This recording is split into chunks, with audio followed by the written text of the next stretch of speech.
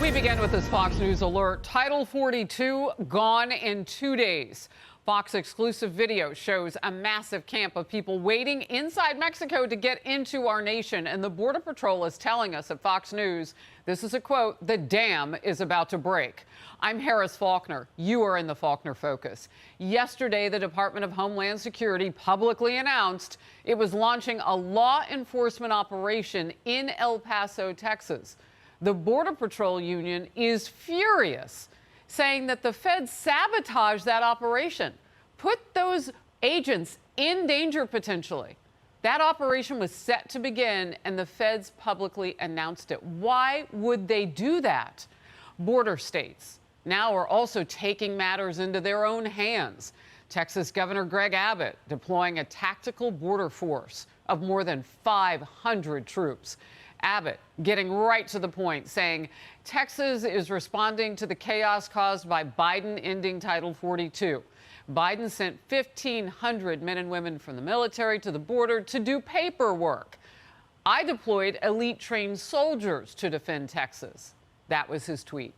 The governor also posted this video last night showing barbed wire installed across gaps in the border wall where a massive group of illegals tried to cross just a few days ago. And what did he tweet? Wired shut. This hour, yesterday, we broke the news on the monster-sized surge happening even before Title 42 expires. More than 26,000 people, nearly 7,500 of them gotaways, which means they're making their way in, and we have no idea who at least 7,500 people were, thereabouts. That happened in 3 days of this week. Watch.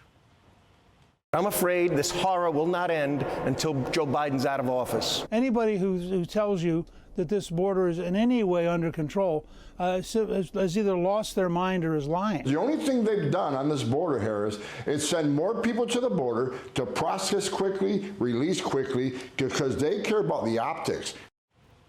In focus now, Brandon Judd, National Border Patrol Council President. And he is actually in the center of that battle with the DHS. We'll get to that. First, let's go to Bill Malusian, who's live at the border in Brownsville, Texas, an area of extreme activity right now. Harris, good morning to you. I'm hearing from several very frustrated Border Patrol and ICE contacts who tell me they are absolutely flabbergasted that DHS and CBP put out a press release last night announcing this enforcement operation in El Paso today, targeting these gotaways camped out on city streets. The sources say they just gave up the element of surprise. So here's what DHS announced last night, in part, quote, putting out a press release saying beginning May 9th, CBP agents and officers, along with law enforcement partners from ICE, will conduct a targeted enforcement operation in El Paso, Texas.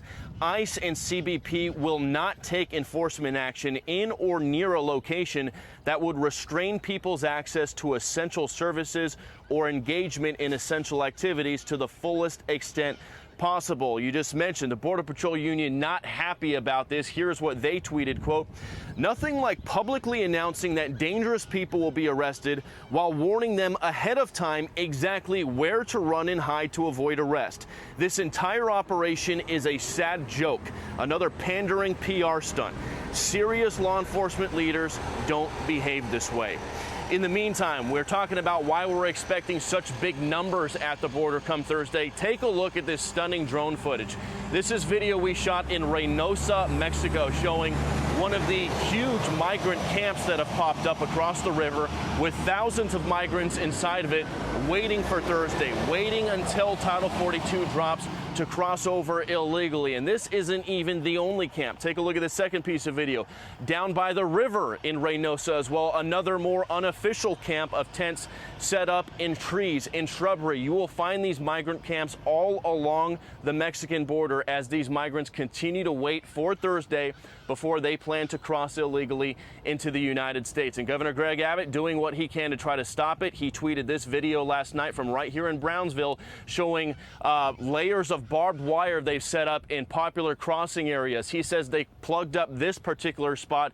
He says he knows other spots are going to pop up as well, and he says they will block those with razor wire as well. And Harris, back out here live, multiple CBP sources tell me that last night a decision was made between Border Patrol and CBP leadership to authorize all Border Patrol sectors all along the southern border to begin mass street releases of migrants to city streets if NGOs no longer have capacity. So we can keep an eye out in the next few days for that. As I am told, as of this morning, there are more than 27,000 migrants in federal custody. That's the highest number I've ever seen. We'll send it back to you. Wow, massive street releases.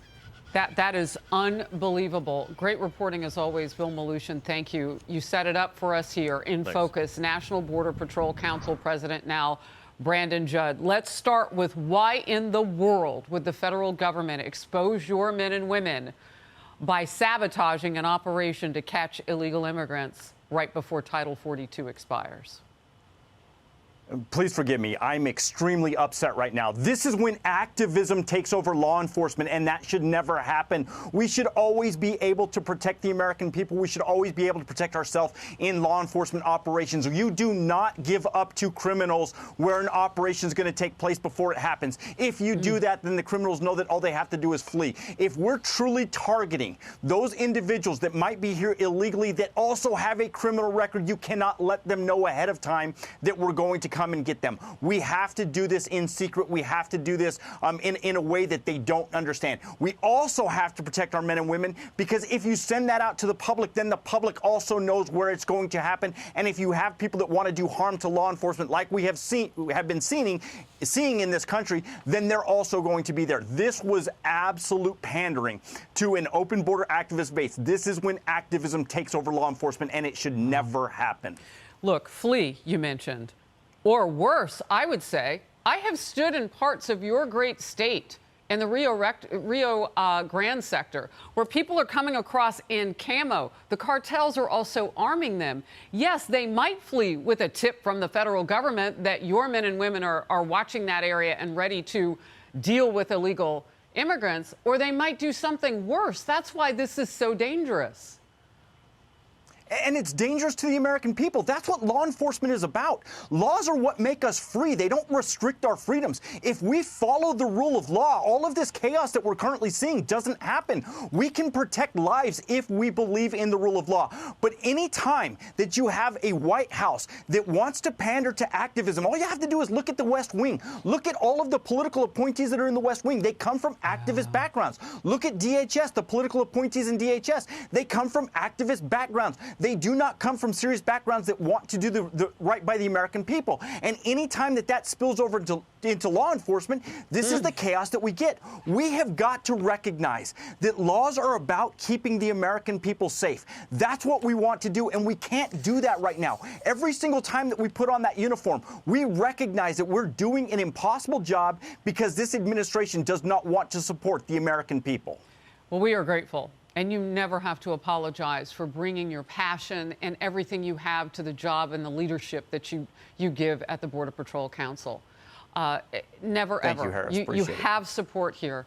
Look, I have to say this. Those mass street releases took my breath away. I mean, that's basically what we've had since Biden took office. You mean it's going to get worse? Yeah, so what we try to do is we try to process people under Title VIII, put them into removal proceedings. That doesn't mean that they're actually going to be removed, and that's what's really frustrating about the message that Commissioner Miller sent out when he says that they're going to be removed. That's not true. Yes, we will process them for removal proceedings, but ultimately they'll be released into the United States. But we release them to ICE, we transfer them to custody to ICE, or we give them to the NGOs. We do not release them into the streets, and that's what we're seeing now. Now, because we're so overwhelmed, we do not have the resources. We have the capacity to hold about 10,000 people in custody, but right now we're approaching 30,000 people. And when Title 42 goes away, that's going to surge to even more. And that's what's going to require these street releases. And when you release them into the street, that's what makes the American public less safe. Then the burden falls on all of these cities, on Yuma, on Sierra Vista, on Brownsville, on McAllen, on all of the cities, on El Paso. We can't do that. That is is not proper enforcement, nor is it right by the American people to expect them to shoulder this burden. This is the federal government's job. This is Biden's job, and he's failing to do that job. Real quickly, I know in the state of Arizona, because you mentioned some Arizona areas that are going to really be, influenced by the fact that this dam is about to break from a Border Patrol source like yourself. Senators Kelly and Kirsten Sinema in Arizona sent a combined letter to Homeland Security Secretary Alejandros Mayorkas, asking for money to do all the things that you're talking about so that some of those NGOs can also take part in what's about to happen. They got some of that cash. It sounds like it has not been enough across the states. I just wanted to infuse that because what's going on Capitol Hill now could play a big role if Democrats will come along as well. The House is set to vote on its own Secure the Border Act, and they are preparing the bill today for a planned vote Thursday as Title 42 would be expiring. The White House already says the president will veto it. Watch. It would lead to more unlawful migration by blocking off lawful pathways to protection instead of providing the needed resources for more border security technology and asylum officers and judges. It would waste taxpayer dollars on an ineffective wall. If the president were presented with H.R. 2, he would veto it. What wall is ineffective? I mean, even the vice president comes from a state where there was a wall. Maybe that's why they shouldn't have made her the border czar, because she didn't get it. Brandon? And that's the activism right there. That's where law enforcement is not being considered. Look, we could stop this tomorrow. We don't need more money. We don't need to throw more money at NGOs. We do not need the taxpayer to shoulder this burden. All we have to do is put proper policies in place. If we said from the get-go, look, you can claim asylum, that's a legal right for anybody to claim asylum, but you're not going to be released into the United States. If we stop releasing people into the United States, they're gonna stop coming. That has been proven time and time again. So if we went back to policies like remain in Mexico, this would end tomorrow, but they don't want it to end. Real quickly, and I got to be quick here because I know you've got to go protect the nation, the sovereignty of this country. What's at stake on Thursday if Mayorkas and the rest really got this wrong? Cartels will control our complete border. Right now, they control portions of our border, but when this dam breaks, cartels will control everything. Fentanyl is going to pour into the country. More lives are going to be lost in the United States. That's what's going to be the outcome of this. Brandon, Judd leading the Border Patrol Union on a tough day with the federal government targeting your own operations to catch illegal immigrants. Wow, it's unreal. Brandon, thank you. Stay safe. Hey everyone, I'm Emily Campagno. Catch me and my co-hosts Harris Faulkner and Kaylee McEnany on Outnumbered every weekday at 12 p.m. Eastern, or set your DVR. Also, don't forget to subscribe to the Fox News YouTube page for daily highlights.